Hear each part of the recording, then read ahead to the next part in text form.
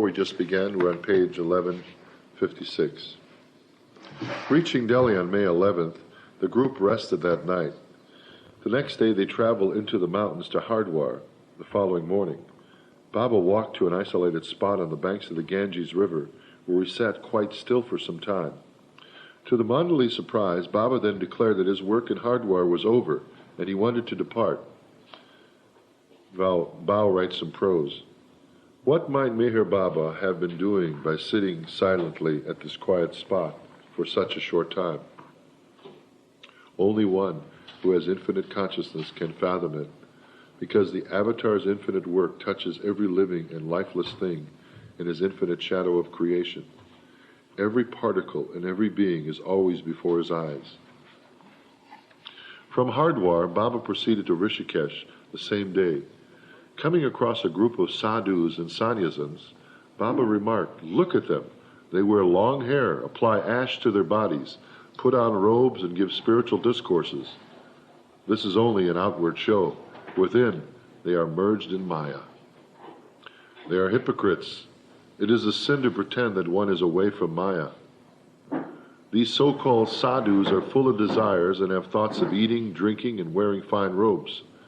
Outwardly, they show themselves to be sadhus, but inwardly, they are quite the reverse." Baba concluded, "Only he who has annihilated himself is a real sadhu." Baba did not seem happy in Rishikesh and left by train for Quetta.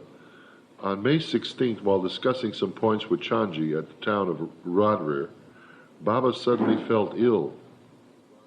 He could not rest and had frequent loose bowel movements. The month of May is extremely hot in India. The railway compartment was overcrowded and stifling. Baba got down at Rauri station at 11:45 p.m. and stood motionless on the platform for a while. He complained of heart pain and appeared ghastly pale. Restlessness overcame him. One moment he would want to sit down, and the next he would get up. They spent the night on the open railway platform since the waiting room was crowded, but the noise at the train station was so bothersome they left and sought shelter in a dharmashala. The next day Baba looked just as ill as the mandali were worried about his condition, Instead of asking for something for relief, Baba instructed them to sightsee through the town. Not one man liked leaving Baba in this critical condition. They were completely taken aback by his strange order. Their feelings were hurt, and they ached to ease Baba's suffering. Seeing their reaction, Baba remarked, "Always remember to stay above your heart sentiments and wishes that are contrary to my orders. I have to shatter your minds and hearts to pieces. The greatest service is to obey me. Compared to my orders, you'll serve me if you fail to carry out my words. You can only cause me greater pain." Reluctantly, the mandali went to the riverside to survey the sights and bathe. After bathing in the stream, they returned. Baba then accompanied them to see the Surhat Barrage, a large construction work on the Indus River. When they returned in the late evening, the heat was still intense. Pick it up on May 17th. All righty.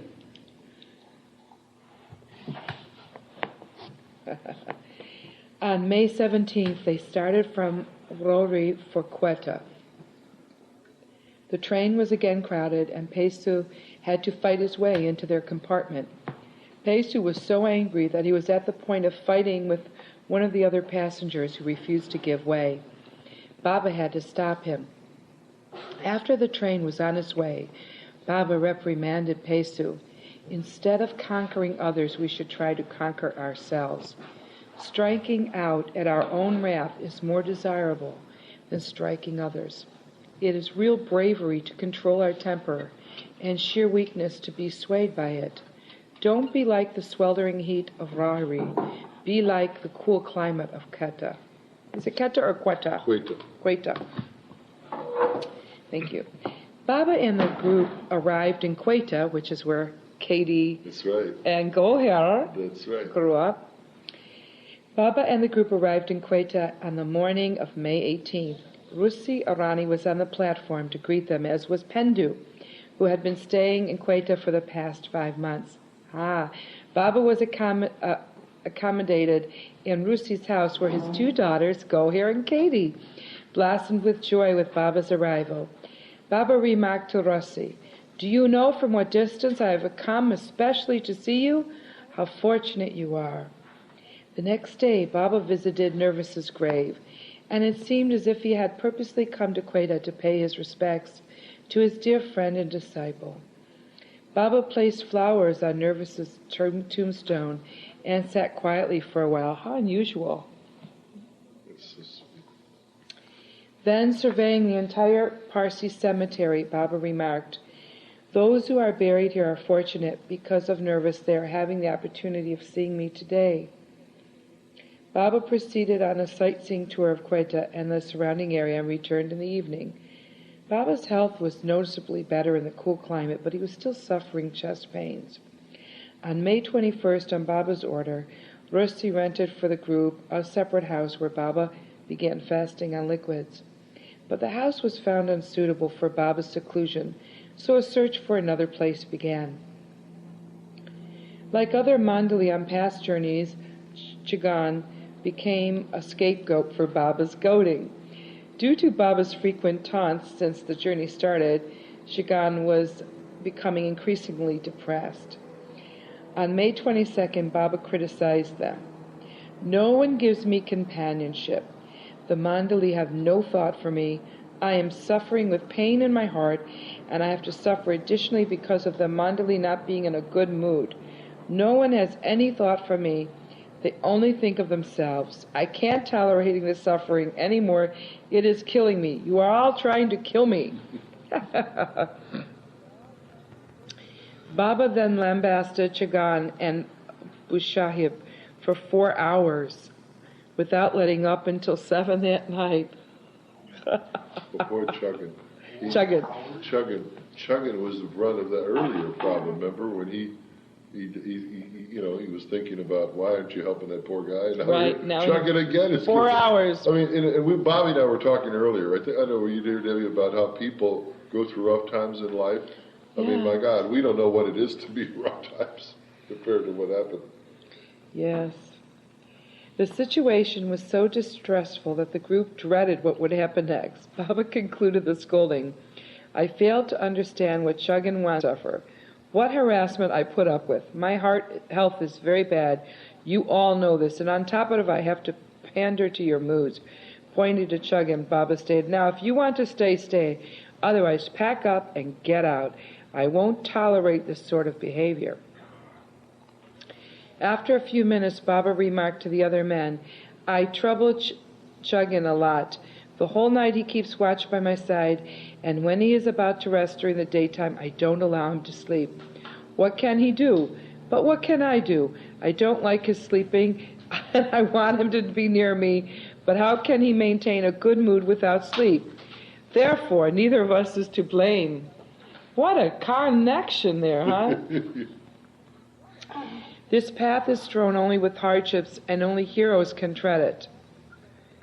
Many pundits are there to give lectures and speak about philosophy, but only a hero can tread the path. It is like balancing oneself on the edge of a sword. What am I to do? I have to keep you alive while jabbing my knife in your chest, which causes you to cry out. What can we do? This is our situation." I want to read that one line again. "This path is strewn only with hardships, and only heroes can tread it." Say the part about. Yeah, can you read that whole thing? Yeah, can you read that whole thing? Yeah, okay, then That was really, I wish I had that on like a little card. Yeah. Because that is, ooh. It goes, "This path is strewn only with hardships, and only heroes can tread it. Many pundits are there to give lectures and speak about philosophy, but only a hero can tread the path. It is like balancing oneself on the edge of a sword. What am I to do? I have to keep you alive while jabbing my knife in your chest, which causes you to cry out. What can we do? This is our situation." Oh my God. You know what? I honestly think the mandali are higher than the saints. Oh no. Well, I think they are. Well, according to isn't it in the Nothing and Everything, they have yoga sanskaras, Right. which are special sanskaras for their Baba's work. And they all, when they drop their bodies, will either be next life, perfect master, or God realized this as soon as they drop their bodies. So and when you're probably embracing these mandali, you're embracing God realized to be person. I mean, I mean, the stuff that they went through for Baba, and the stuff that Baba went through for them. I mean, when Baba was sick like that, passing loose stools and all that was usually for one of the mandali. Yeah, you're right. Yeah. And just the energy and time he would put into harassing someone for 4 hours. That's attention. That's, Exactly. I mean, it taxes him just as much as the person being harassed. God, The things that he goes through to liberate us from this. It's amazing, Baba, when you think about it. The thing about what I'm so happy that I know about Baba is the fact that I never thought this way about a spiritual personage or a path to be so. This is real. I mean, this is real stuff. This is not into a room with robes and the leader comes out and he may discipline somebody and needle on stones or something, or walk on hot coals. Or here, Baba is just real. He's with them. He's among them. And he's telling them feel something too. I mean, he just pushes you until you're right at the verge of tears, and then he embraces you. Then he hugs you. Well, he's doing that now. He's not in the body, but he's with us, and he's doing it to everybody I know. Well, I know, everybody I know too. It's like on every level. Everybody's going through this. Everybody's going through stress, through relocation, through changes in their lives, through job changes, through huge dislocation. Heart changes, emotional duress. That's why I read that line about being a hero if you're going to tread this path. Because you have to keep your faith and your hope and you're focused on Him and know that it's for your best good. Not give up. When you think about it, how many worldly people who want to be a hero, they wouldn't want to give it up, would they?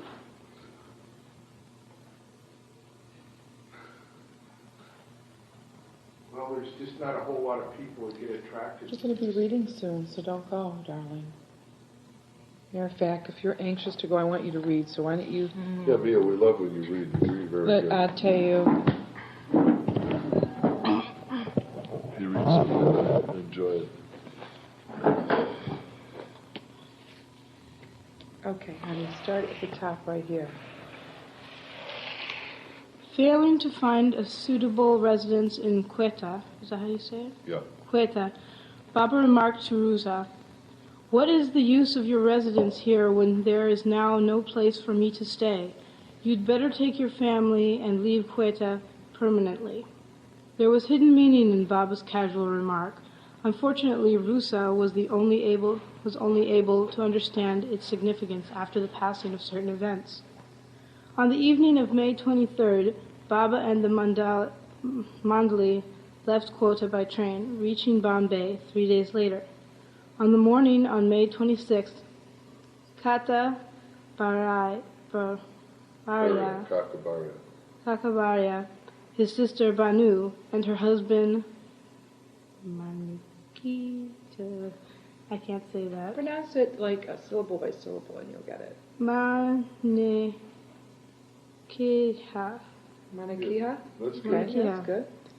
Confectioner were waiting at the station to receive them. Kaka offered his cart for Baba's use during their stay in Bombay. Baba went to Naroha's house, where he had a bath and gave darshan to a few visitors. From Bombay, Baba left for Meherabad, arriving there on the morning of May 27th. He had traveled approximately 3,700 miles in 18 days. Baba was also fasting since arriving in Quetta 11 days earlier. During the morning of June 1st, Baba broke his fast with a little rice and dal.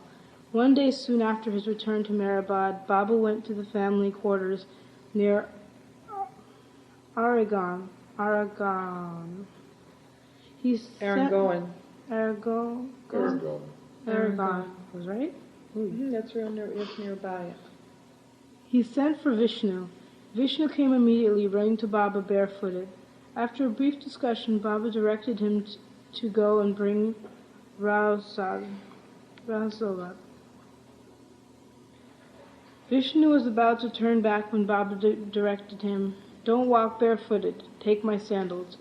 Vishnu picked up Baba's sandals, touched them to his forehead, and put them down by Baba's feet. He replied, "Master, I could never wear your holy sandals." Thereupon Baba bitterly remarked to the others present, "How lucky Vishnu is! When I give him my sandals to wear, he just touches his forehead to them and puts them back. This type of worship and reverence pains me. It is not worship. It is punishment. By disobeying me, Vishnu does not worship me. He punishes me, and the sad part is that he thinks he is revering me. Not to keep my word and to worship one's own sentiments is sheer disobedience. Vishnu does not revere me. He reveres his own emotions, and to him they are apparently superior to my orders. Such things deeply pain me."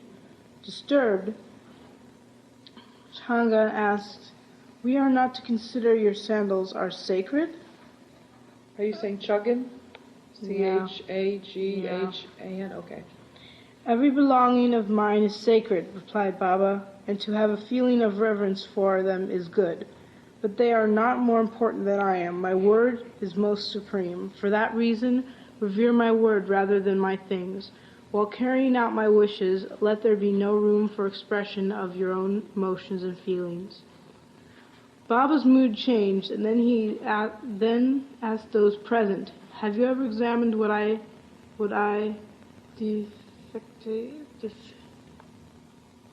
can't read. What does that say? Oh, have you ever examined what I defecate? That means when he goes number 2, go to the bathroom. No, I didn't know that. Let's see, It's a good way to learn words. Some replied yes, and some said no, but none could give a description which satisfied Baba. So he had no idea what my feces contained.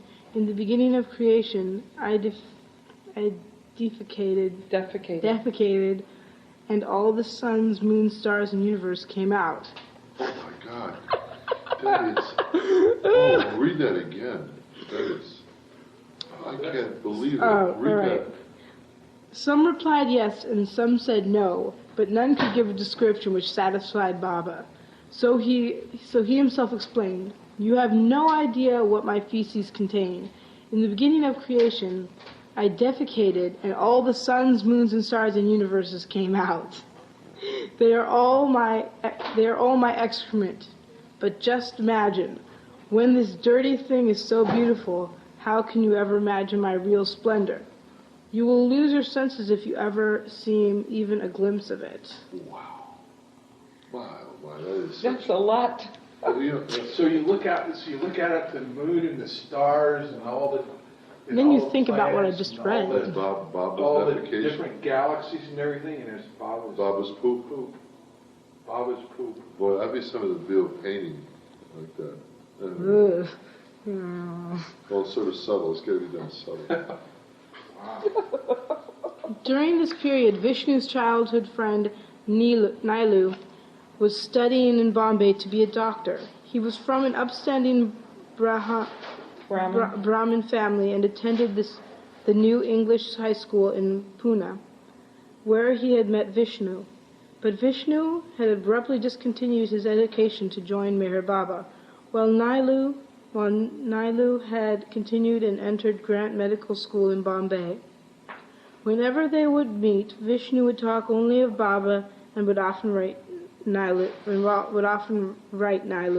inviting him to visit Meherabad. In 1925, Nilu had come to Meherabad ostensibly to see his old friend, for he had no interest in being a disciple of the master, gurus, or spirituality. When he met the master, Baba directed him to go and see Vishnu and talk with him for as long as he liked. Nilu was surprised at hearing this and was convinced Baba had read his thoughts. Nilu told Baba, "I came with that intent, but I have changed my mind. I too wish to join you." Baba was happy and advised him, "If you can spare time from your studies, think of me. Think of me as either a friend or a brother." From then on, Nilu would come to Meherabad during his holidays. He arrived for a visit on June 1st, 1929, and at that time Baba remarked to the mandali, "You are unable to look after my health. I need a doctor here, as I intend to open a large dispensary. He will look after me and also treat outside patients." Turning to Nilu, Baba pointed to the men present and commented, "This whole lot is useless. When they are indisposed, I have to prescribe medicine for them. It is true that I am the doctor of doctors, and I possess medicine for every disease, but that medicine is quite different. I want a doctor who can give relief to my patients. That sort of doctor must be here."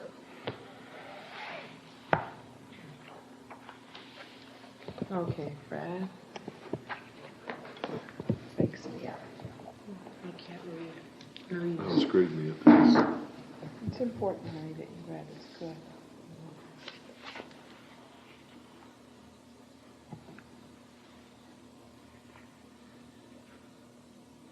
Where was it? You started, I think, at the top. Oh, page 1162.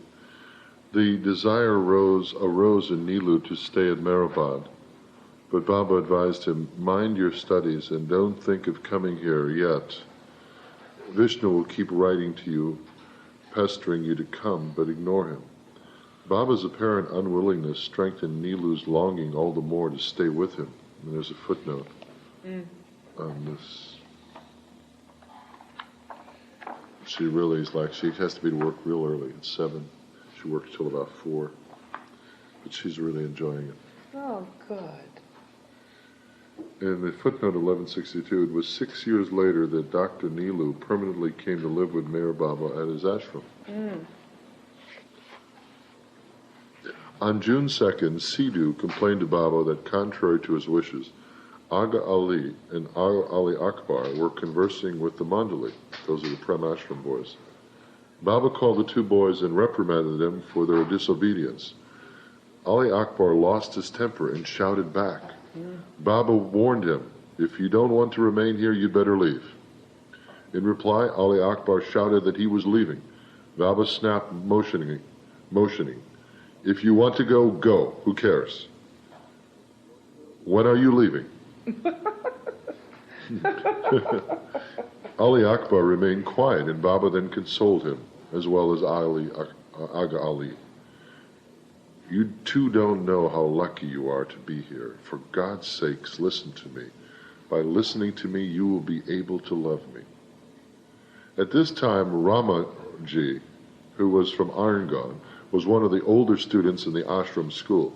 Baba was very fond of Ramaji and had forbidden him to marry, but disregarding that advice, the boy's father had arranged his marriage, and Ramaji had to comply.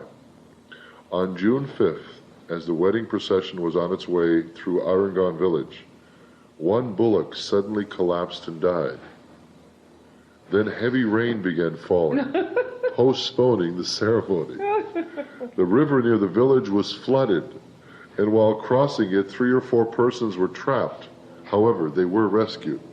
Wow, so Baba put a hurting on that group. Meanwhile, Baba had been inquiring about Ramaji. He finally instructed Bao Shima to tell Ramaji to come and take his darshan at least once before getting married. Otherwise, Ramaji would have to suffer terribly. Ooh. Ramaji was informed of Baba's wish, and the next day he sought Baba's forgiveness. Seeing him weep, Baba forgave him and explained, You have no idea what a great loss you have suffered by disobeying me.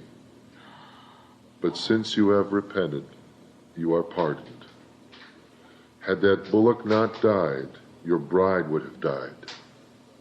Wow. Do you have any idea to what extent I am troubled in order to save your bride? Baba then asked, how did the bullock die? Was it sick? It was very strong and quite healthy, answered Ramaji.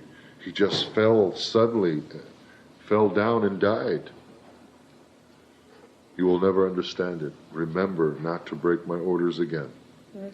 Ramaji felt deeply sorry and he wept much at Baba's feet. Baba's embrace calmed him. Upasni Maharaja's 59th birthday was celebrated on June 7th. The mandali gave Baba a bath in the morning. He was then taken in procession to Aragon village on a palanquin, which was attached to a tonga that the mandali pulled. Bhajan singing was held and a feast served. Many people came that day for darshan, and the program lasted long past midnight. You know, the traditions in Aragon village of celebrations go on. When you stay at the Pilgrim Center, you hear them singing sometimes. Right. Almost every week, once a week, there's all-night singing on loudspeakers. And, you know, when you think of it, that how many times Baba graced that village, you know, you know, I mean, we should realize. And they're all asleep over there. Exactly. They have no idea who lives next door to. Exactly. They really don't yet? No. Some of those people. They're drunks and they fight with each other and they. It's like third generation. They don't even know what was you know, what happened during their grandfather's time or. Yeah. Baba must like that too, you know, I mean, because that's what's going on there. There's something that they must represent in the world, like a faction of the world that he's working on by keeping the proximity of that, you know. It's amazing. The women mandalis staying in Nasik were feeling the his arrival from Quetta, but he had gone on to Meherabad to be with the Prem Ashram boys. Only 4 boys remained, and although he had kept the boys aloof from him since his return, Baba decided to set up a special ashram just for them, for Aga Ali, Ali Akbar, Vasant, and Shagpur. Baba established a separate ashram on June 8th, and Chuggan was appointed their watchman. By this time, Rao Sahib was fed up with the boys' behavior, but Baba kept him as manager of the new Prem Ashram, remarking, "These youngsters are testing your patience. They are doing you much good, but you cannot understand it. The best boys become the worst." Best boys become the worst? Yeah. Well, that sounds like all of us, right? Exactly. All his brats. After these arrangements were made, Baba left Shanji, Kaisharu, Masa, and Suna to visit the women mandali in Nasik on June 9th. Welcoming him back with happy smiles, Mera, Naja, and Khorshid hung around Baba's neck a garland of flowers they had woven. In his absence, the women would pass their spare time preparing adornments for Baba, and on his arrival, they would dress him in them. At times, they would make a crown, a gown, or robe in elaborate garlands. Oh, that's so sweet. And Bao writes, all of these items were drenched with a wine. Such vintage none can record. The unequaled quality of their love and adoration cannot be described in words.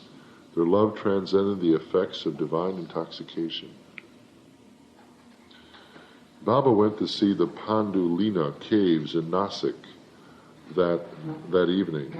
Liking the place very much, he remarked, "This place is most suitable for the boys' meditation." Baba asked Rustam to seek the watchman's permission to use the spot, but when Rustam inquired, he found out that the man did not have the authority to permit it. The next day, Baba visited 2 more shrines in the hills some distance from Nasik. One was a Jain temple, and since it was under a trust, it too was not available for the purpose of meditation. The other shrine was on a very steep hill. It was connected with Lord Ram, and there was a legend that he had stayed at this place during his advent. Wow. Finding that no steps led up to it, it was thought to be too hazardous to climb. Rustam then took Baba to see Gangapur waterfalls that evening. There, Rustam confided to Baba his intention of making a film. The idea of a film has been in my mind for a long time. D.G. Pahalki, the movie director, is willing to help with the financing. And there's a footnote about this movie director. So Rustam must have liked the sponsor, but D.G. Palki later became very influential in the film industry in India. So this was an acquaintance. And the film industry in India has really taken off. I mean, Well, yeah, it rivals they do more films per year than any country in the world. Mm-hmm. And they have the population that supports them too. I mean, you're pushing what are there over 100 billion? Or I mean, over 1 billion people. I mean, not 100 billion. There are over 1 billion people now. Would you believe that? Mm-hmm. So my idea is to portray spiritual themes through films. This is Rustam talking. Something the public has never been exposed to before. It will also be the best medium for spreading your teachings throughout and permitted him to pursue it. Rustam was greatly encouraged, and the mandali were excited about the plan. After staying in Nasik for 2 days, Baba returned to Meherabad by train on June 11th. Immediately upon his return, he was informed that Ardeshir had left for Persia. Baba remarked, I had thought of putting him on the path, but he left. He was not destined for the path. Baba then visited the 4 boys in the new Prem ashram. Finding Rao Sahib quite depressed, he asked the reason. Rao Sahib explained, I do not like the attitude of the boys toward you. Those among them who had loved before have now turned into mischievous devils. Ali Akbar is their ringleader and corrupts the others 3. The boys who loved you so much now disobey your orders. It is so disappointing after all your efforts on their behalf. Baba consoled Rao Sahib. This is the second state of love. Don't let it trouble you. It is meant to teach you tolerance. This stage of love will come to an end. Have patience. When Baba visited the boys' ashram the next day, he rode a bicycle for the first time in several years. The 4 boys were delighted watching him. After this incident, there was a decided change for the better in their behavior, and Rao Sahib's heart was gladdened. See, Baba probably did that bicycle riding for a purpose. It totally changed the boys' attitudes. Isn't that amazing how he did some work? Baba went to Arangan with the mandali on June 12th to attend the wedding of one of the boys formerly in the ashram school. While taking tea at Balu Pawar's house, Nusaram Sata and Kaka Chinchokar came to see Baba. Baba was happy to see them and praised them for helping him financially, remarking, It is in times of such crises that great spiritual work is done. It is also a time of test. The Master then discoursed them about desires. Desires are harmful both ways, when fulfilled and when not fulfilled. For instance, a person has a desire for sex. Overcome with intense longing, he fornicates with someone of the opposite sex and fulfills his desire. What then? After the fornication, he feels dejected. Why is this? When his desire has been fulfilled. At first it seems so strange, but there is nothing strange about it. For that is the eventual result of expression of his desire, which brings on disappointment and dejection. Once a desire is fulfilled, there is another desire that arises ready to be satisfied. When that desire is satisfied, another is there, and so on. It is not easy to escape the clutches of one's desires. Only perfect masters can destroy the desires of their devotees, disciples, and those on whom their grace descends. On June 15, Baba began spending the night up the hill instead of in his jopti. At first he would stay in the underground crypt cabin, but then due to heavy rainfall and the leaking roof, he switched to one of the halls in the water tank reservoir. He appointed Gustaji and Chanji to be his watchmen. A spiritual seeker named Bhai Harilal Gangaram Agrawal, who resided in Ahmednagar, showed up at Meherabad on June 17th. Agrawal had visited before, but at that time Baba had told him to renounce all and then return to him. He had come back after doing as Baba had instructed. He requested of Baba, "Please do not send me back now. I am fully prepared to stay with you." Baba kept Agrawal at Meherabad for 7 days and then instructed, "Go to Hazrat Babajan and to Duniwala. Remain at each master's place for a month. Beg for your food and eat it as my prasad. I am there too, so don't worry about anything.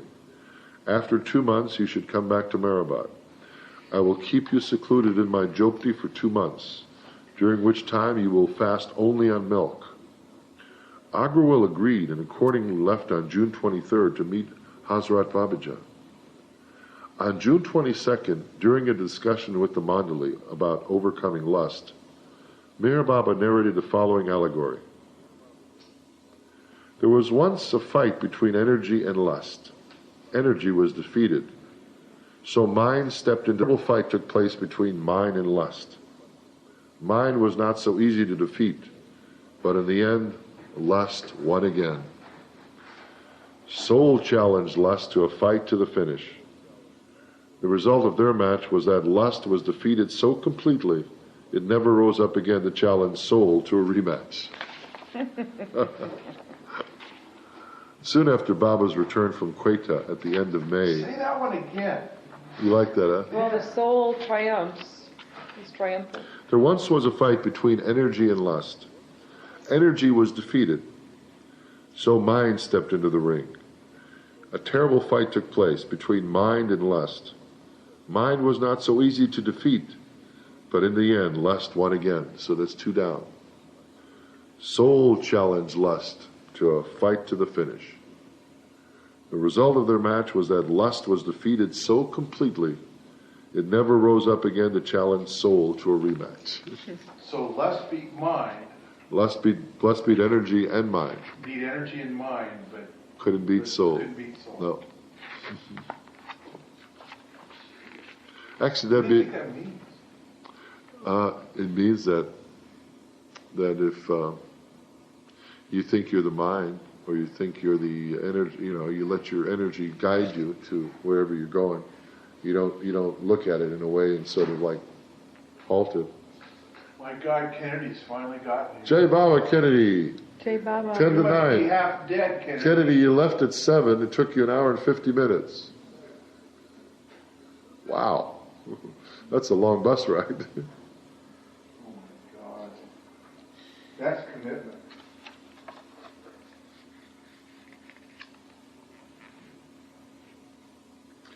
And then soon after Baba's return from Quetta at the end of May, he began keeping aloof from the boys, especially Aga Ali, and would not allow them to join him up the hill or for walks.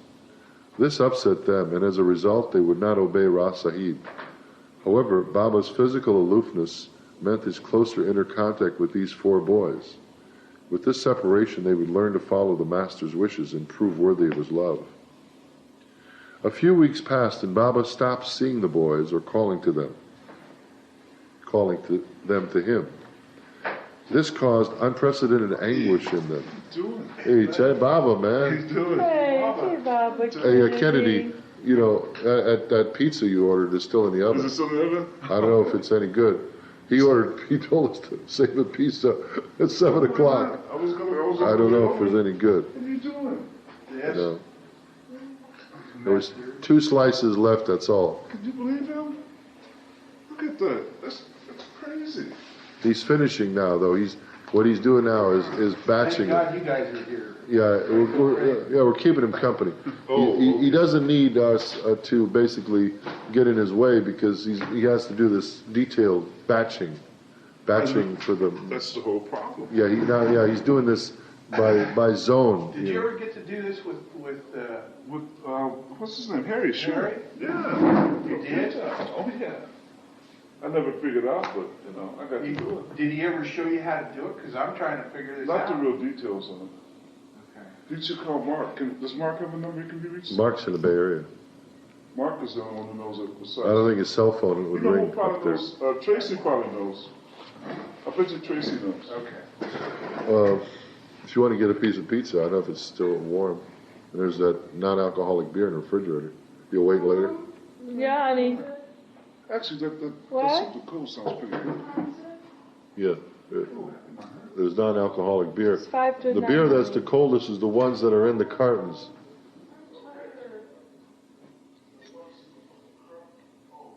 The ones in the cartons are the coldest. Well, maybe Well, you want to take off in maybe 5 I'll minutes? take off and then Kennedy can Yeah, Kennedy's read. sort of taking over. So maybe I'll take off. Okay, yeah. Thanks a lot for coming. Oh, yeah, we'll Because, say Bob because, already. because you held the fort down until Kennedy came. Because It was crazy out it was there. just me and Bobby here. We were. Oh yeah, people want them lottery tickets. Some people are Oh yeah, the people are lined up everywhere, aren't they? yeah. Oh, yeah. Yeah. Normally Well, it the takes drawing me must we have. won. Oh really? Oh, my goodness. Bobby, dear I boy. didn't say. Bobby, is it from L.A. or Pasadena? Bobby bought some. Cappy's Liquor. Oh my God! I think it was South Pasadena. Thanks, Mia, for coming by. Okay. Thank you. Yeah.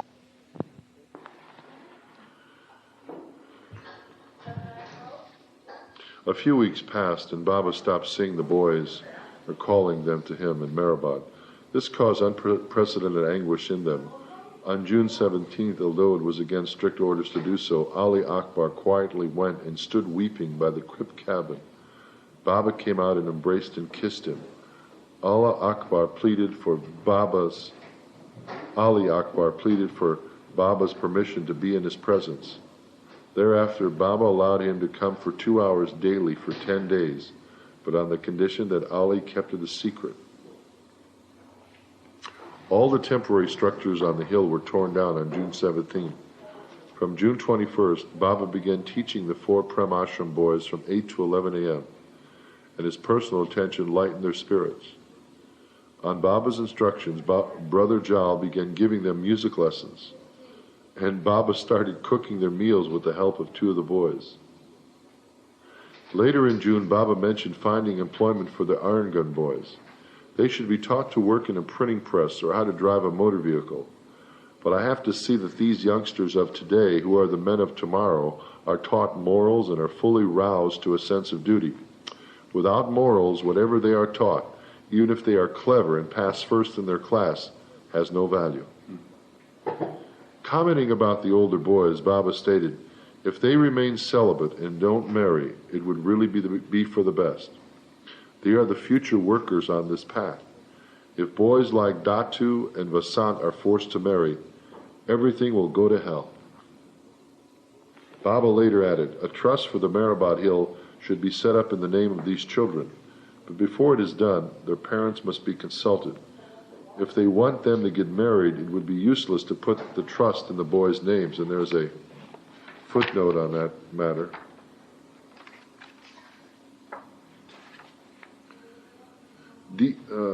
This was a reference to the boys staying in the new Prem Ashram. On June 24th, Vishnu and Chuggan went to the village to call the parents concerned. While crossing the river, Vishnu slipped and was carried away by the floodwaters, but Chuggan, a strong swimmer, came to his rescue. With their clothes drenched, Vishnu and Chuggan returned to Baba, accompanied by the boys' parents. All the parents agreed to keep their children with Baba, but they did not like the idea of having them remain unmarried. Baba then advised, for the present, let your sons be with me for 1 to 4 years. Leave every responsibility for their future to me. I will see to everything, and when I desire, I will arrange their marriages. Besides this, whatever salary they earn in the printing press or automobile garage will be sent to you. The parents were generally amenable, but were uncertain about the marriage part of the offer. On June 26, Vasant's parents took him against his will to Jamhed village 60 miles away. The Muslim section of the ashram was then closed, and Aga Ali and Ali Akbar were kept on Meherabad Hill with Rao Sahib. Shaipur stayed with the other boys. At this time, Abdullah, Choti Baba, and Kalingad were living with the men mandali. On June 25th, there was a discussion about an editorial in the Times of India regarding the bachelor Prince of Wales, who later became King Edward VIII. Surprisingly, Baba made some appreciative remarks about him.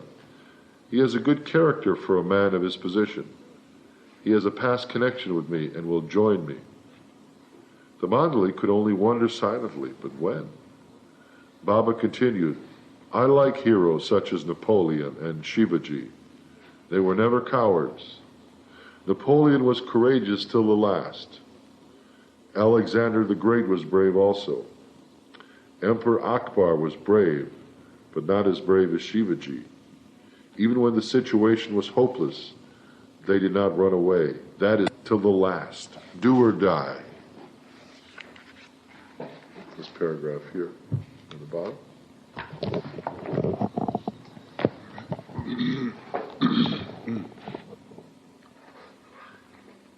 Excuse me. The unbound volumes of Ramji Abdullah's book, Sobs and Throbs, arrived on June 26th, but Baba showed indifference to the whole affair. His lack of interest was part of his recent attitude of disinterest in the boys. Excuse me.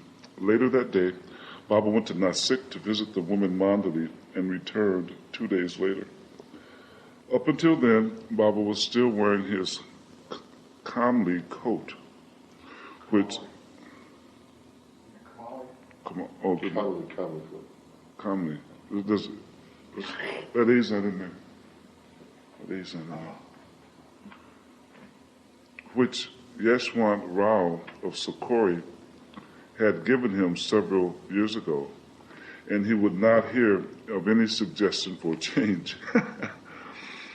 But on June 29th, the mandali again beseeched Baba to have another coat made for his upcoming journey, and this time he agreed.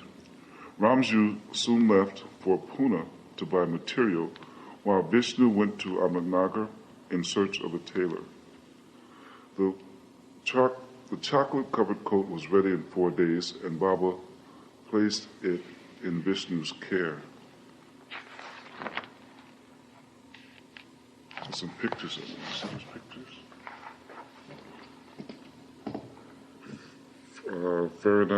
Faridun.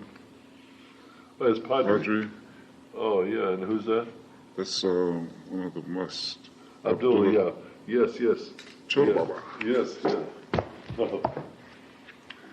From the 1st of July 1929, Baba began giving serious attention to his future plans. He mentioned closing down the ashram and going to Kashmir. This is the reason he had been making arrangements for the boys during his impending absence. Aga Ali Akbar, and Abdullah were included in the planned journey. Only Ahmed Khan and Jamshed were allowed to return to Meherbab. The other youngsters were sent home, and 5 of the boys were kept at Akbar Press. The boys' ashram was thus temporarily closed from July 9th. During the first week of July, Baba settled the details of the upcoming journey. He wished to travel by bus and ordered Padri to have a special bus built for the trip. On July 2nd, Padri left for Bombay to purchase a 1-ton Chevrolet truck chassis. On July 5th, the boy Vasant showed up at Meherabad. He had escaped from his parents and walked from Jamkhed village, 60 miles away, but Baba sent him back home that day. The names of those accompanying Baba were decided, and each was assigned a separate duty. Aga Ali and Ali Akbar were to sit behind Baba's seat in the bus and to speak only when Rao Sahib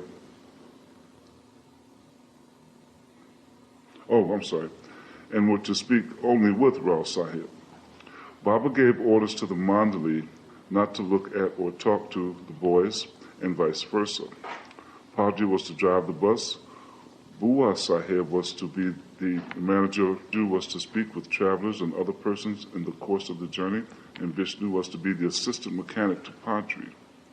Chanji was to attend to correspondence, and Shagan was to be the cook, and Rao Sahib was to take care of the 2 boys, Aga Ali and Ali Akbar. Abdullah and Gustaji were to sit in the front of the bus next to Padri. Each companion was to take one bedroll and 4 changes of clothes. Brothers Jal, Sidhu, Dastur, Kareem, and the Bomanji family were ordered to stay in Meherabad. Sidhu was to act as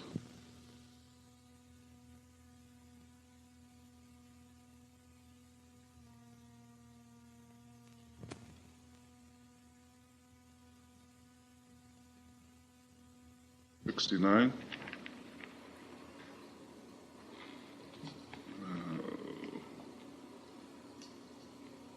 Okay.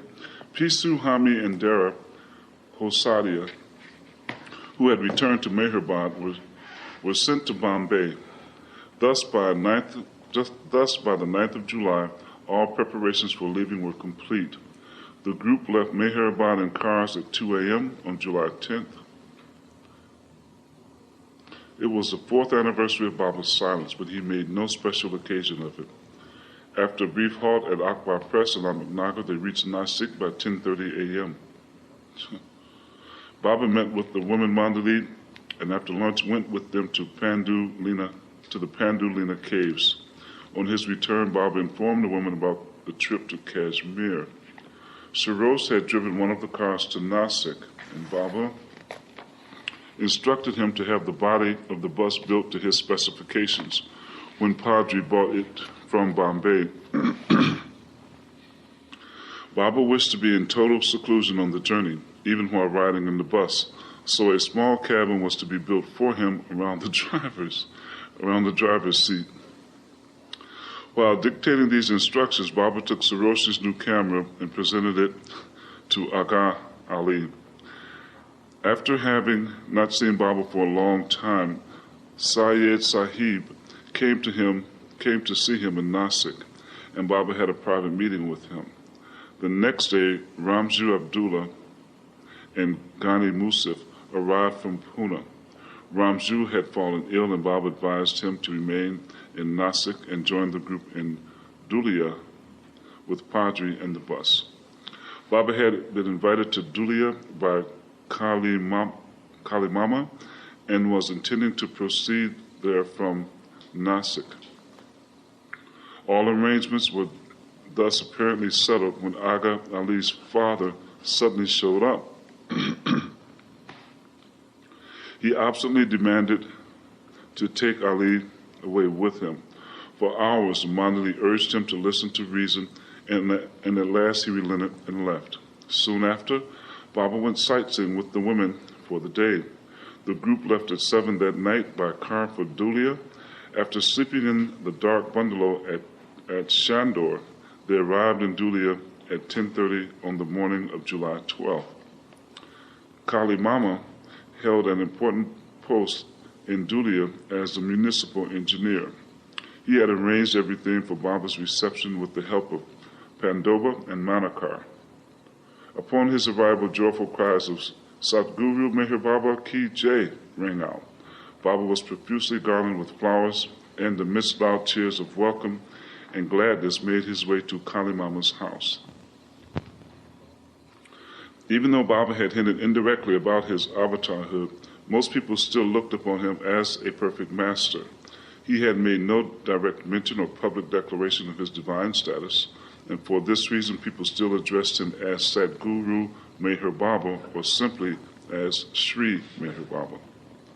Baba gave spiritual explanations to people who came to see him in Dhulia. 2 elderly Parsis came for darshan and were so impressed that they invited Baba to their home. The next day he went there and he also visited the house of a Marwadi discourses. The first was about bliss. Really speaking, everywhere in the entire universe is bliss. It is all bliss, bliss and bliss. But poor, ignorant mankind cannot enjoy it, as man does not know how to enjoy it. The whole universe is full of infinite bliss, but disregarding it, man hankers after the transient happiness of affluence, influence, possessions, name, and fame. These are all false and illusory, yet man runs only after this. It is due to his ignorance of what is real. One should try to acquire real happiness by eschewing that which is false. I am bliss personified. This 5'6" physical form you see is not real. If you could see my real form, you would not be yourself. The limited human mind has not the least conception of this Sat Chit Ananda state, infinite power, knowledge, bliss. This state is beyond the realm of the mind. It is called the Nirvikalp state, the I am God state. Nirvikalp is the infinite bliss state of Paramatma, or God's infinite consciousness. Everyone is destined to attain this state, and it is everyone's duty to make efforts towards that end. Some persons may acquire realization today. If not today, then tomorrow. Some may get it after years, and some after many births. But at some time or other, one and all have to experience this elevated state. A discussion ensued about rendering social service. Meher Baba made the following comments. The activities you are engaged in of serving the nation and the people are good, but to acquire the full bliss through karma yoga, there is only one way and method, and that is, while rendering service, there should not be the least thought or feeling of, I serve, I do this work. Real service requires selflessness and should be done selflessly. There should not be the least thought of I-ness or I do this. Because such egoistic thoughts create pride, which gives rise to extremely dense and deep sanskars, it is most difficult to eradicate these types of sanskars. People all over the world do some kind of service. Some persons serve their community and serve their country. But in this service, the degree of egoistic self-respect and selfishness is immense.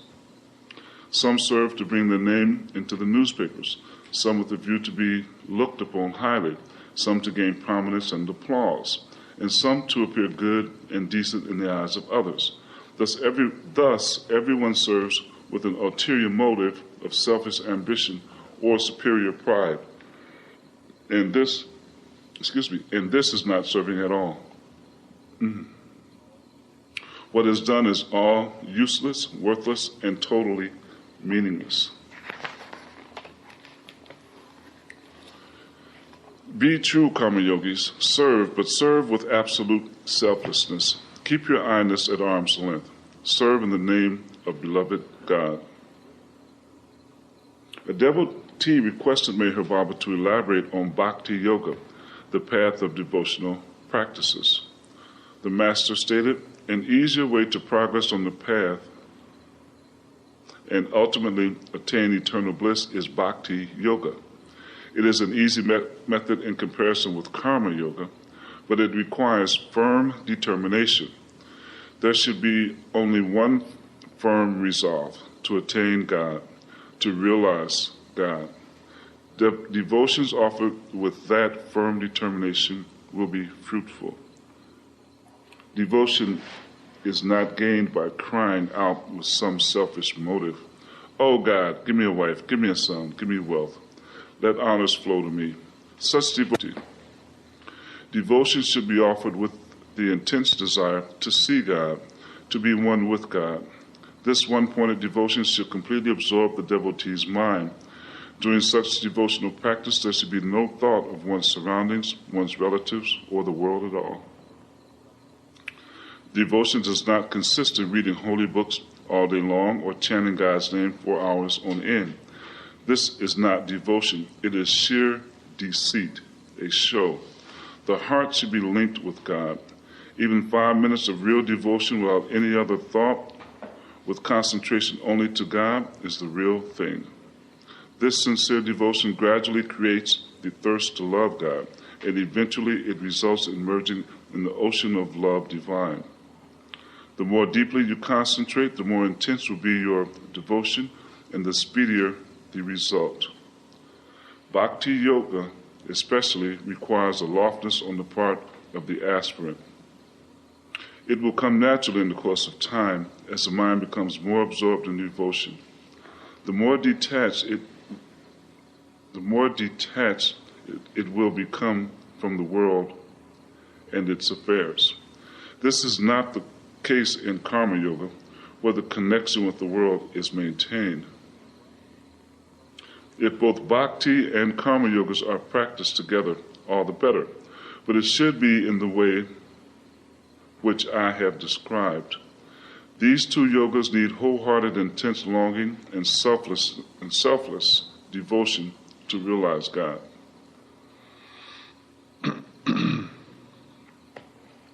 Someone asked, while meditating, whose name should we remember? Some say Ram, some say Krishna, and some utter the name of God, Paramatma or Ishwar. Which is best? Meher Baba explained. Remember anyone's name, either Ram, Krishna, Jesus, Muhammad, Buddha, or God. But how are you going to remember God's name? While remembering Rama, Krishna, or any of the other prophets, you can bring his image before your mind's eye. But what about God? Mere remembrance of the name has no meaning. It should be done with one-pointed devotion, with a mental picture of God before you. If you have his image before you in any form, it becomes easy. How can you concentrate thinking only of God? You must have some suitable image of an avatar or a Sadguru before you. With a wandering mind, even if you go on saying Ram, Ram, Ram, like a parrot for 12 years, it has no value. If you have a guru, keep his image before you. This is best. It's pretty interesting. This is really interesting. It's very, very wow. Should you read that paragraph again? The whole thing? No, just one. Just thing the last about paragraph? Guru and if you have a guru or what is It was the whole thing, Fred. It was the whole thing. Yeah, Okay, let's it's do good. the whole thing again. Read the whole. All right. Okay. Well, I'll start over at the top. Someone asked, while meditating, whose name should we remember? Some say Ram, some say Krishna, and some utter the name of God, Paramatma or Ishwar. Which is best? Meher Baba explained, remember anyone's name, either Ram, Krishna, Jesus, Muhammad, Buddha, or God. But how are you going to remember God's name? While remembering Ram, Krishna, or any of the other prophets, you can bring his image before your mind's eye. But what about God? Mere remembrance of the name has no meaning. It should be done with one-pointed devotion, with the mental picture of God before you. If you have his image before you in any form, it becomes easy. How can you concentrate thinking only of God? You must have some suitable image of an avatar or Sadguru before you. With a wandering mind, even if you go on saying Ram, Ram, Ram, like a parrot for 12 years, it has no value. If you have a guru, the devotee then said, I find it difficult to concentrate. Please bless me and enable me to do so. I will see to it, promised Baba. While sitting in remembrance, concentrate on me. Keep my image before your eyes. If you do this, I will see to the rest. An educated man who had read many religious books and had a genuine interest in spirituality came for Baba's darshan in Dhulia. He was not satisfied with the perusal of books. He longed to renounce the world, but his sexual desires persisted. He revealed his intentions and sought Baba's blessings. The master explained,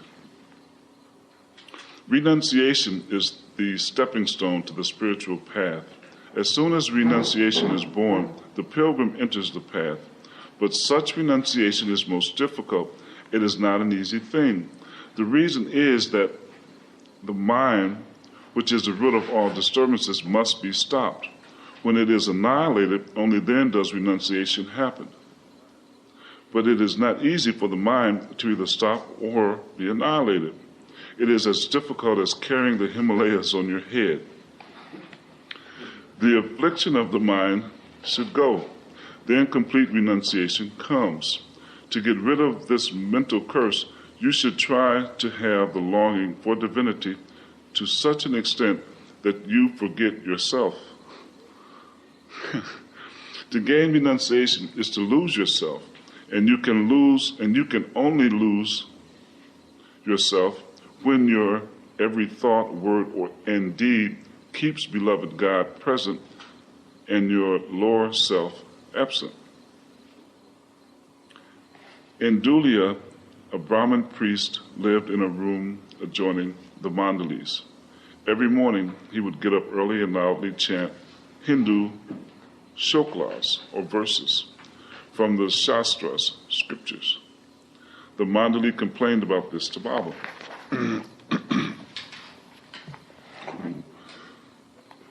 On July 14th, in reference to the Brahmin priest, MeherBaba explained, everywhere in the world,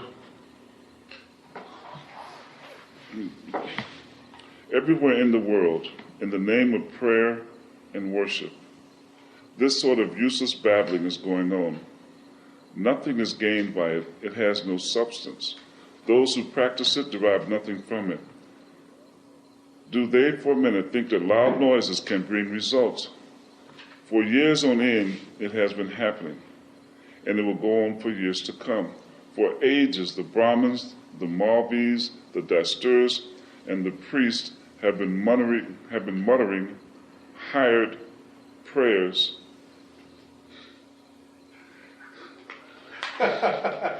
and they are actually paid for such drive. Hired prayers. But not the slightest advantage has been gained by anyone as a result. The reason is that none of them does it sincerely or wholeheartedly. Their prayers are nothing more than the vocal cords, a useless prattle with no heart or feeling in it. Their mind's intellect, attention, and thoughts wander here and there, and this idle mumble-jumble goes on. If this is done with a clear mind, and God wants honesty and an open heart, not an outward show of meaningless chatter. From any corner of the world, heartfelt remembrance of God, even by the worst sinner or the most worthless and lowest person, immediately reaches God's ears. I am deaf to the sound of that Brahmin priest chanting, though it is so near. I cannot hear it because it does not touch me. It has no effect upon me. Any type of loud, insincere prayer from any quarter leaves us masters unmoved because it is only noises and carries no heart. Such dry, flat prayers, however loud or lengthy, or done over a long period of years, have no effect on us. On us masters. Instead, if anyone prays to God, to me, purely and honestly, from however far away and however slowly or softly, I, as God, immediately hear it and the connection is established.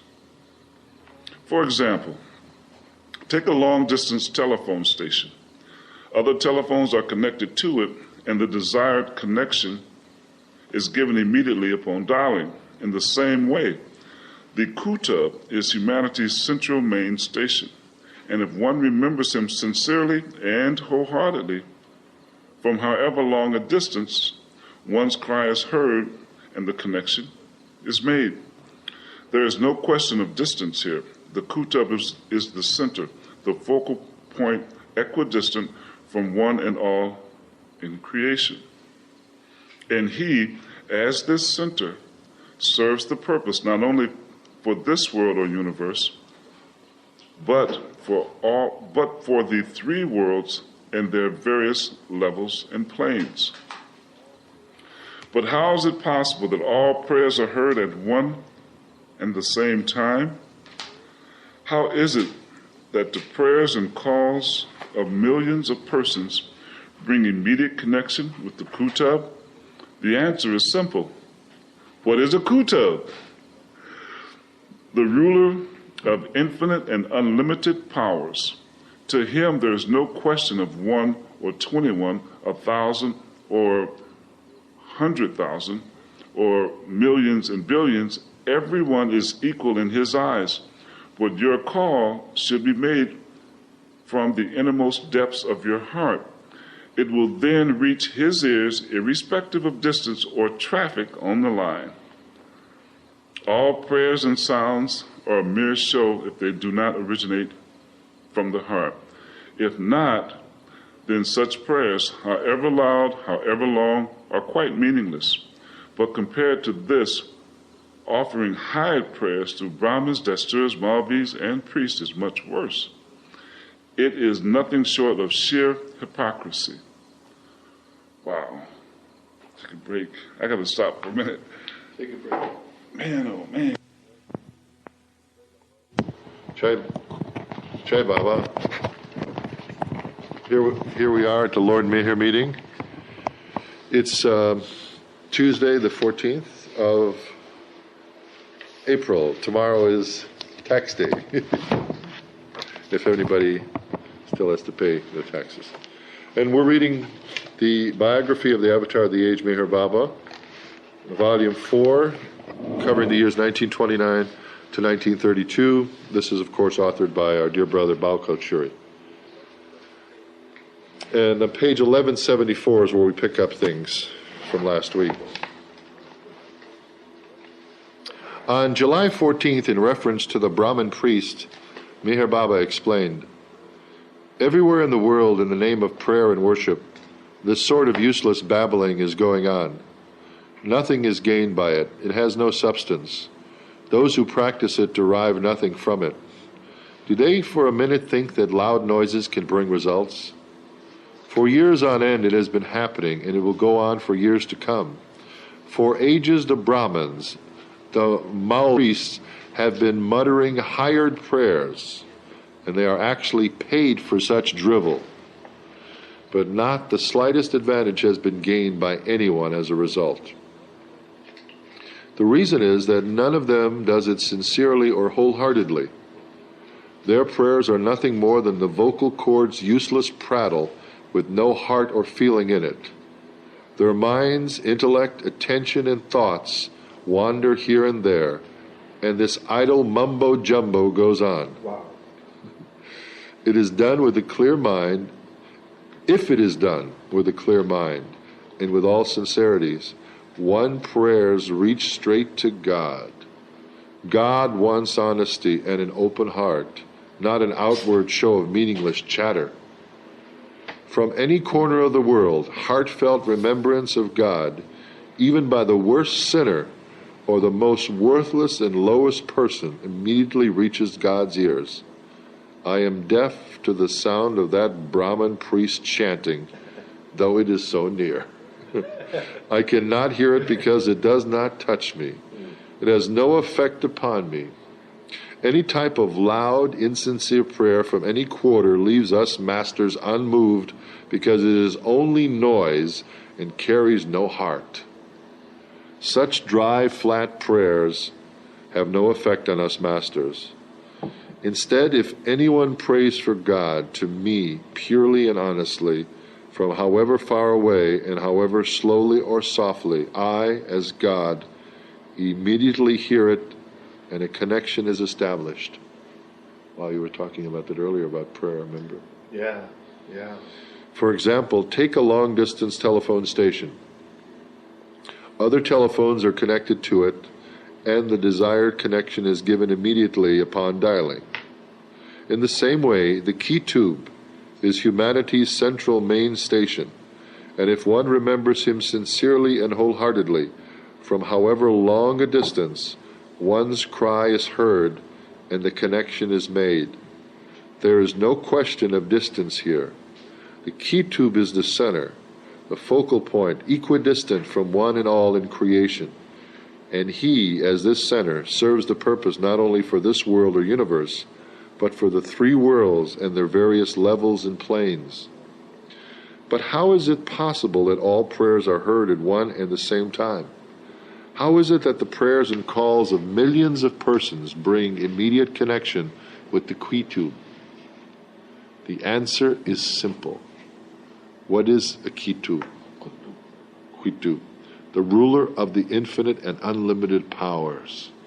To him there is no question of 1 or 21, 1,000 or 100,000 or millions and billions. Everyone is equal in his eyes, but your call should be heard from the innermost depths of your heart. It will then reach his ears irrespective of distance or traffic on the line. All prayers and sounds are a mere show if they are not originated from the heart.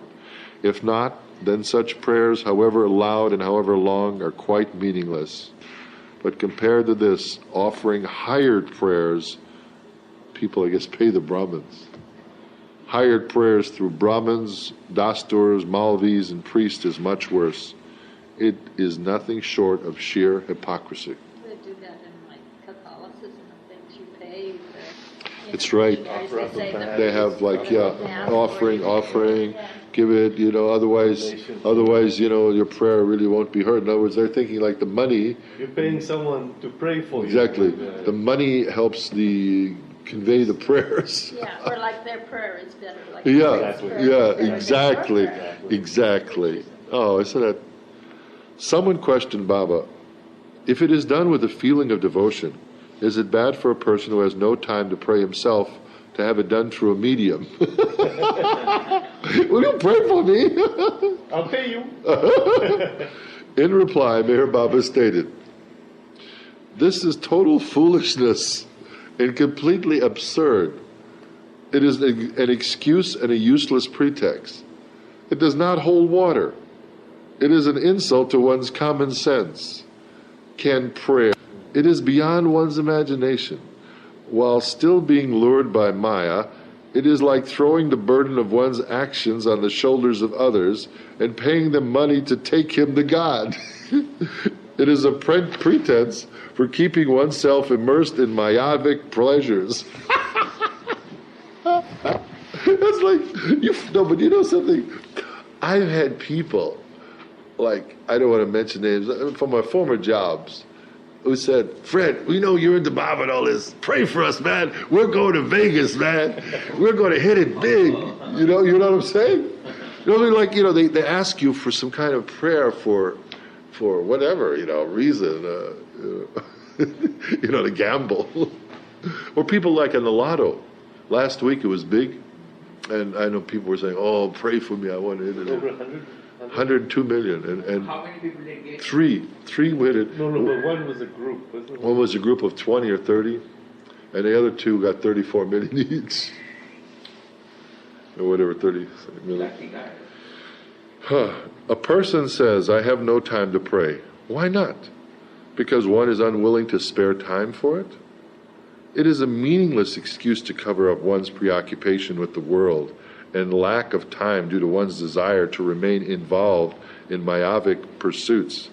The mind is entrapped in Maya and does not want to be freed, and so to achieve merit, a person offers hired prayers. Can this ever result in any meritorious action or virtue?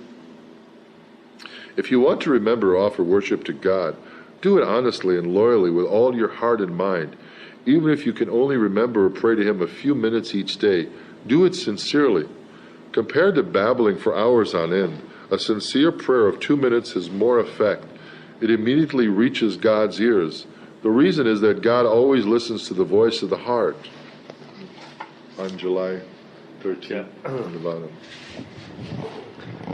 On July 13th, Abdullah gave the master a bath with Rao Sahib's help.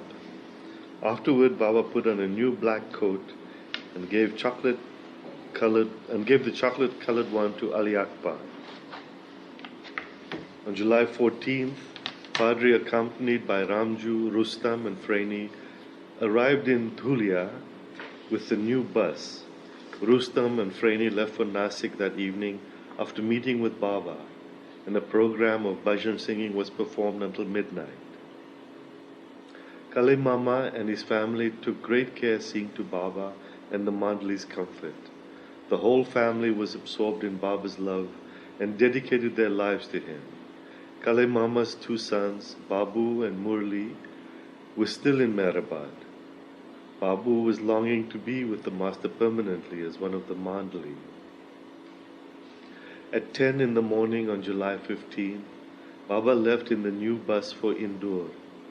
Many had come to see him depart, and they bade him farewell with tears in their eyes.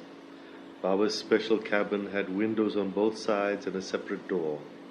The men sat on benches in the back. Their windows had no glass, only canvas curtains. At the time of leaving Dhulia, Baba ordered the men Mandali to wear only a langoti, loincloth, for 24 hours. Those who failed to do so would be made to get off the bus, and they would be abandoned on the road. But some of the men had not brought a langoti, so Baba exempted them. They reached the Falgat Dak bungalow at 9 that night and rested after dinner. On July 16th at 7 in the morning, they left Falgat after tea and reached Indore. They stayed in Indore overnight and left in the morning for Bhopal, which they reached near noon. In Bhopal, Baba took Bau Saheb aside and directed him, "Start learning the Kashmiri language because you will have to stay there for some days." On July 18th, the group drove from Bhopal to Guna. The road was in very bad condition due to the monsoon's continuous downpour, and with much difficulty they reached the Dak bungalow at Guna in the early evening. Chagan prepared tea and then out for a walk with Aga Ali, Ali Akbar and Rao Saheb. Ali Akbar is Aloba. Thing is, one thing about these Dak bungalows. Yes. Are there still Dak bungalows Yeah. now? Yeah. So every town has one? It's like it's the British built a them. guest house? Yes. But each town of any kind of size, not a small mud village, Yeah. but had a Dak bungalow. In other words, these were resting stops for the British. The British, I mean, they. And so Baba would like Vijay always, said without the British, there would be no infrastructure in India. Wow. Because they built all these Dak bungalows, they built a railway Railroads, system. even some roads. Everything that even the engineering water of the tower, bridges. even the water tower that Baba took over was the British built that, and they just That's converted right. it. That's right. That's right. So they converted it into their quarters. And, Water tower? yeah, it was a water storage. Yeah. It was like a big brick building, but they kept water in it for the drought. So and when it was drained, they turned it into a room. In other words, it was deep into the ground, thick walls. But that was a storage for water because that parts of India had great droughts in the past. So. Wow. So thank you for that. So Dak bungalows are still there. Oh yeah. So what do they call wait them? a second. They need the guest house? Yes. Are they called like... Wait now. Did you ever go? You've been to India, no? Did you ever go to the Valley of the Saints? I think I went once. Well, in India too? Yeah. Yeah. It's in India. It's near Meherabad. It's called the Valley of the Saints. now, Huh? yeah, 1500 Oh, yeah. saints. 1500 saints are buried there. But Freddie, going there, it's the Valley of the Saints. So you're sort of on a hillside and you overlook this. You haven't Yes, been there. yes, I remember that. That's a Dak bungalow. Ah. That's Oh, yeah. Oh, no, in fact, that was beautiful. Yes, that's how they are. In fact, there was some presidential... It's very spacious. They there have was like some a government kitchen. officials staying Yes, there. You yes, see yes. these cars with a flag? They have Right. the Indian flag and they pull in, driver. But they have like a large dining room. They have all Well, these different rooms. some of the employment benefits of a government official is a driver Yeah. with a car. Right. It's not his car. No, but the government It's the gives you state's that. car. Yeah, they pay for the driver. Yeah, as well. you see this guy pulling. Hey, sir, he opens the door, and the guy brings his bags in, Yeah. and right Yeah. away, there you go. No, but yeah, they built that infrastructure, Wow. Thank goodness for that. Yeah. Meanwhile, Baba set out for a walk with Aga Ali and Ali Akbar and Rao Saheb. On the road, a strange-looking man who was half naked, wearing only a langoti, approached Baba and silently bowed to him. He then gave Baba a flower and a handkerchief, and just as mysteriously walked away. After the walk at 7:30, Baba called the mandali to the kitchen veranda and explained that he had encountered the spiritual chargeman of the area. So this is Baba speaking. Communicating. The guy that he met. The spiritual The guy chargeman gave of the Baba, area. the chargeman gave Baba flowers. And a handkerchief. Ah, beautiful. Yeah. And Baba, this is Baba communicating. My real work in this journey starts from today.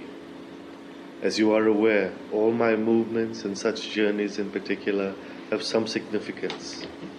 This journey may be compared to a personal inspection tour of state by a king to see how his work is progressing at different. When I was on a walk this evening, a man on duty here gave up his charge to me in a very peculiar way. We saw a man who looked like a sadhu, wearing only a langoti, coming straight toward us from the opposite direction. When he passed us, he gave me a flower, folded his hands to me, turned and walked straight back from where he had come. Neither while coming to us, nor while going away, did he look forward, backward, or sideways. He just walked with his eyes straight ahead, without minding anything in the surroundings. His eyes were very bright, like Ramakrishnan's, the Sadguru of Calcutta, right? You knew that, huh? Oh, wow. Yeah. What is repeat it, please? Ramakrishnan, you know, was the Sadguru of Calcutta. Repeat the sentence. Well, this man, his eyes were very bright, like Ramakrishna's, the Sadguru of Calcutta. It is men such as he who really know me, and they do their entrusted duties lovingly and pleasingly. Such a life is worth living. On the other hand, there are hundreds who come to me with their hundreds of worldly problems. They do not really come to me, but keep their distance by harboring their thousands of desires. It was quite a peculiar sight to see, as those who were with me will tell you, this thin, feeble, crazy-looking sadhu coming straight ahead toward us, making a reverential bow, then giving me a flower and walking straight back without so much as glancing sideways. It was a sight, and more strange to see was that after the man disappeared, everyone who noticed us, Hindu and Muslim alike, would also fold his hands to us. So he had that kind of impact. Wow. So my work now begins. And I once again warn you all to have your langoti tied tight for 24 hours. Gird your loins and be ready to carry out all my orders faithfully, fully. Stick to me during this journey until the end, for no one can tell what will happen, not even I. You know I work according to my lahar, which is whim. I am as strict as I am mild, and who knows what my whim will do or where my fancy will lead us. So once again I caution you to keep your langoti tight. Obey me for the next 24 hours, otherwise not only will you get a thrashing, but I will too. Believe me, what I am telling you is true. Don't ask why. This is the reason. There is a reason. You know well how much love I had for Ali Akbar. Sorry, let me read that again. Don't ask why. There is a reason. You know well how much love I had for Aga Ali at first. I actually gave a party to all at Meherabad when he returned for the first time. I kept him so near me for a certain period. Then I gave him up, kept him far from me for a long time, and actually did not see him for many days. Recently, I have kept him quite close to me. However, from today, I am again keeping him aloof, and I'm not even touching him. There is a reason for this, of course. But let that be as it may, and listen to what I state. You should all not talk to Agali, not even look at him, and do not touch him. He is a very good boy if he is in a good mood, and a very bad boy if he loses his temper. His heart is very good, but his head is too strong. His love for me is excellent, but he is so obstinate that he will purposely do a thing which he is asked not to do. But don't mind that. Don't tell him not to do a thing, and he will eventually get tired and give it up. Now in this journey I will proceed and on, even leaving those who are unable to stick to me or follow me for some reason or other. So try to stick to me. He whose langoti loosens along the way will be left in the lurch. I want a mountain to retire to, for it is no use going back to the ones we have already crossed. Such a mountain will be found in Kashmir, and I shall be there for 10 to 12 days, keeping one or two of you like Bao Saheb or Chanji with me for a few days. Would you like to read a little bit? Freddie? No. So Chanji asked, how will, oh wow, they're going to ask about Jesus. You've read this, right? Yeah, bits and pieces. I jump around it. I don't read it. Chanji asked, "Will you show us the grave of Jesus Christ in Kashmir?" Baba replied that he would, and then continued, "Yes, I will show you such magnificent sights that you will be wonderstruck. But first let us go to Kashmir. Once I sit in seclusion and come out, I will shoot." Baba held his hand as if shooting a pistol. None of the mandali could follow what he meant by this sign. "Only do as I order, even against your will and wish. Don't become excited or angry. This journey is of the utmost significance. So as I said, stick to me till the end and go on doing as I order. Padre will drive the bus, Chanji will answer the correspondence, and Chuggan will cook. Thus all should continue their close contact with me. But remember these lines from a Persian poem. The more I desire union, the more my beloved desires separation. I have therefore given up my desire for union. Now let the beloved burn me in the fire of separation as long as he likes." I guess so, because Baba's, the whole context of the more I desire union. Oh, that's like in bold print there? Yeah. Oh, yeah. It looks like a Bauji, but it isn't. Yeah. It's, because it's quote Persian. But remember these lines from a Persian poem. So it's Baba. Baba. The more I desire union, the more my beloved desires separation. I have therefore given up my desire for union. Now let the beloved burn me in the fire of separation as long as he likes. Baba again explained about Aga Ali and Ali Akbar. And here's a picture of Meher Baba with Abdullah Parawan, who stayed in seclusion, Pakrawan, who stayed in seclusion together near where Jesus is buried in Kashmir. Wow. And this picture is so, I mean, it looks like it could be from Jesus' time, yeah. the young man with Baba. It's interesting because Easter is just past. Yeah, oh. And my sister is devout Catholic, so I sort of felt like I was spending time with Baba as Jesus. Yeah. Baba related again about Aga Ali and Ali Akbar. Particularly, don't have any connection with the two boys, especially with Aga Ali. He may become the closest to me, or I may keep him the furthest away. It will be as I choose. I only want him to progress in the path where, if he were to enter it, he will have achieved something. Otherwise, he may end up topsy-turvy. He is so energetic that he will. He is puffed up, but after all, he is only a boy. Whatever habit he may develop, be it good or bad, he will hold on to it with energy that abounds in him. But the chances of turning bad are great, for there are many attractions. I am trying to keep Ali out of such habits in my own way. You don't need to think about it think about it in the least, but listen to me and obey what I order. You know, reading this makes you feel that we are all gods, and that Baba is God. This this Ali, Aga Ali is God, but you see, that's why he treats him as a parent almost. As a youth. He knows that a youngster has these hot and cold moods. He could go either way. And he doesn't, he said, don't talk to him. Don't, you see, because he could say Baba could almost like mold him into what he wants, but he doesn't do that. He wants. That's your personality. Yes.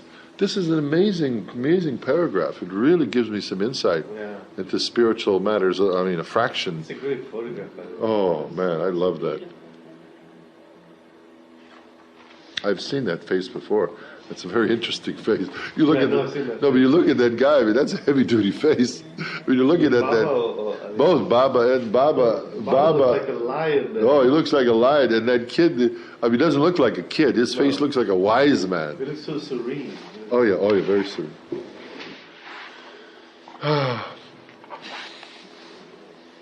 On July 19th, a man named Dotiwala showed up in the morning for darshan and requested Baba to bring rain. Just as he was starting his plea, a heavy shower began to fall, and Baba humorously remarked in rhyme, "You have got the near, and I have got the tear."